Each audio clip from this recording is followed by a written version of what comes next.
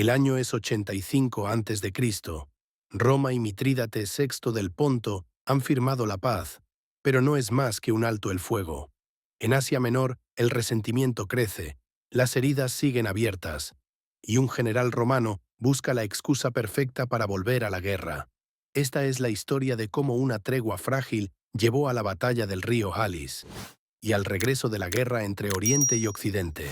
Tras la firma del Tratado de Dárdanos en el año 85 a.C., Roma y el Reino del Ponto entraron en una paz frágil. Para Sila era una victoria estratégica. Roma recuperaba Asia, imponía una indemnización enorme y reducía la flota de Mitrídates. Para el rey del Ponto, en cambio, era una humillación calculada. No lo habían destruido, pero le habían arrebatado el prestigio que había ganado como libertador de los griegos. Mitrídates volvió a Sinope con una sonrisa pública, pero con rabia en el corazón. El tratado era un alto el fuego, no el final de la guerra. Recordaba el saqueo de sus ciudades aliadas, las ejecuciones de sus partidarios y la devastación que habían dejado las legiones. En Roma, Sila abandonó el frente oriental para marchar sobre Italia y acabar con sus rivales políticos. Asia Menor quedó en manos de guarniciones reducidas y gobernadores más preocupados por enriquecerse que por gobernar. Los recaudadores romanos exprimieron las ciudades con impuestos desmesurados y confiscaciones, mientras la población resentida veía cómo la supuesta liberación se convertía en una nueva ocupación. En este escenario, dos romanos marcaron el rumbo: Lucio Licinio Murena, legado de Sila y comandante de las legiones, ambicioso y ansioso por gloria, y Lucio Licinio Lúculo, cuestor, responsable de la flota y las finanzas, más calculador y diplomático. Murena veía en el rearme del Ponto una provocación, Lúculo una medida defensiva para un rey que aún tenía enemigos. En Sinope, Mitrídates no perdió tiempo. Reformó su ejército para evitar los errores pasados. Reforzó su caballería con jinetes escitas y tracios. Mejoró su infantería ligera y encubrió la reconstrucción de su flota bajo la apariencia de comercio marítimo. Lúculo patrullaba las costas y protegía las rutas comerciales hacia Roma, mientras Murena vigilaba las fronteras con ansias de ir más allá. El resentimiento crecía en ambos bandos. La frontera del Halis se volvió una línea tensa.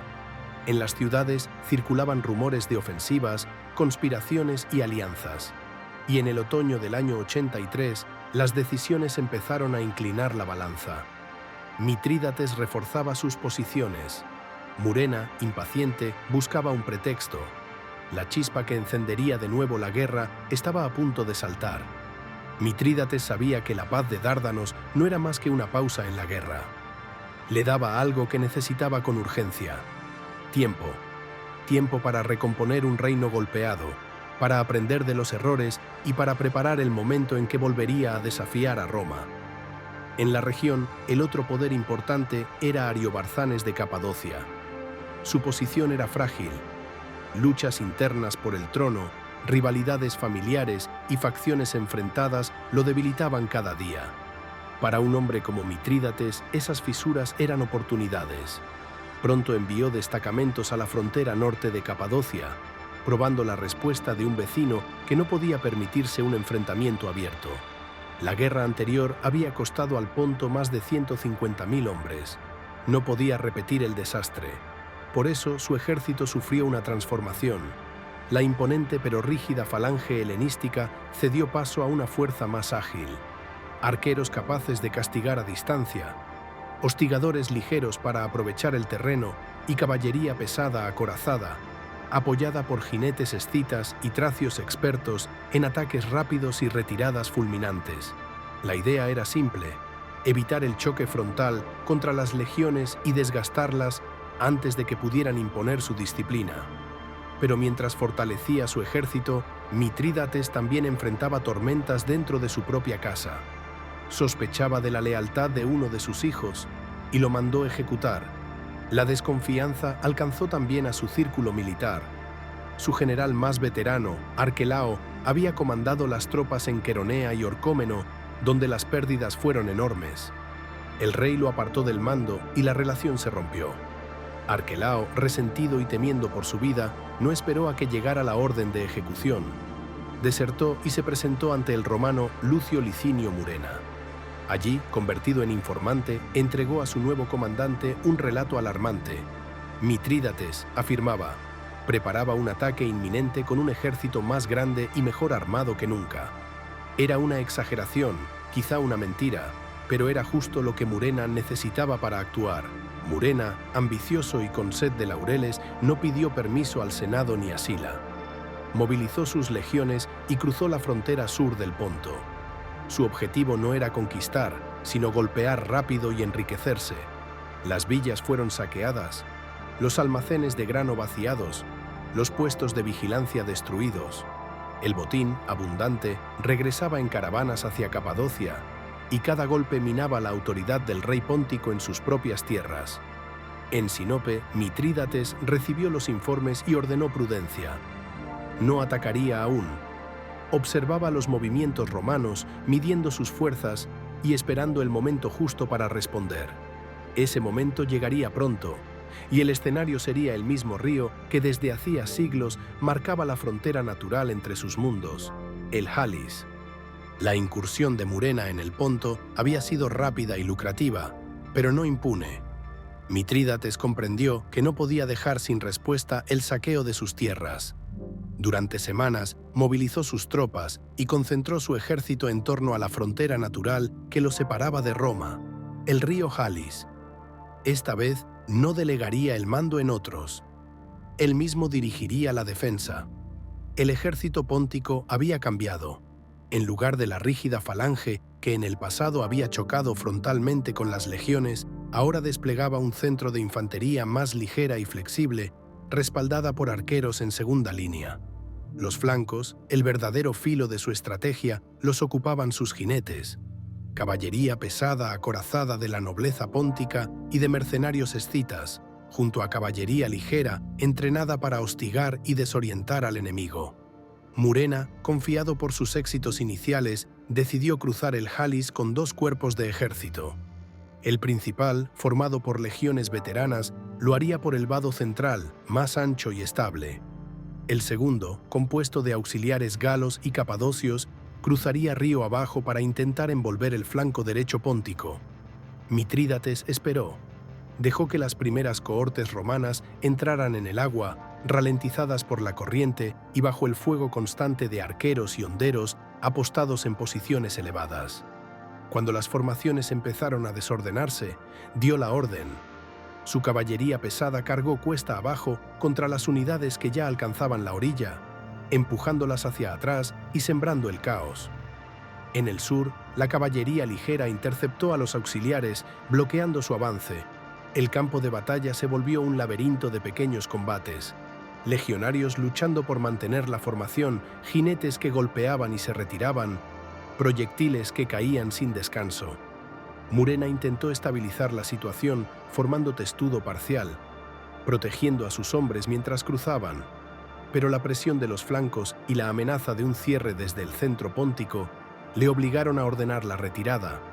Las legiones regresaron al otro lado del Halis bajo un constante acoso, perdiendo hombres y material. Para Mitrídates era una victoria defensiva. Había detenido a las legiones en su frontera y demostrado que el Ponto, pese a las derrotas pasadas, seguía siendo un rival formidable. Para Murena, en cambio, fue un golpe a su prestigio.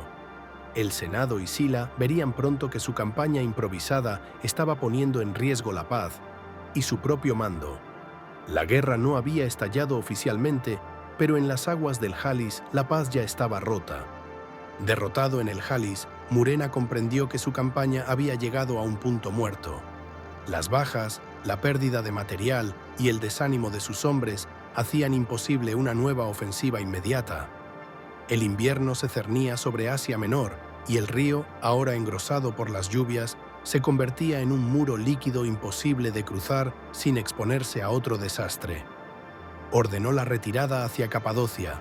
Fue un repliegue cuidadoso, con las cohortes más castigadas protegiendo la retaguardia, mientras destacamentos de caballería auxiliar cubrían los flancos contra la constante amenaza de emboscadas pónticas. El terreno jugaba en su contra. Pasos estrechos, colinas cubiertas de barro y aldeas hostiles que cerraban sus puertas al paso de las legiones. Mitrídates, consciente de que el terreno y el clima ya castigaban a su enemigo, evitó un enfrentamiento frontal. Prefirió hostigar desde la distancia, enviando caballería ligera para atacar convoyes, capturar rezagados y mantener la tensión en cada jornada de marcha. Su objetivo no era destruir al ejército de Murena, sino humillarlo, obligándolo a llegar a salvo, pero sin gloria. En Sinope, la victoria defensiva fue celebrada como prueba de que el Ponto podía detener a Roma. La corte veía en ello la oportunidad de recuperar la iniciativa, y las voces a favor de una contraofensiva crecían. Mitrídates escuchaba, evaluaba y, en silencio, comenzaba a planear su próximo movimiento. En Roma, la noticia del enfrentamiento generó incomodidad. Sila, que había firmado la paz de Dárdanos, no autorizó esta guerra. Murena había actuado por cuenta propia, y eso ponía en riesgo la estabilidad que Roma creía haber asegurado en Oriente.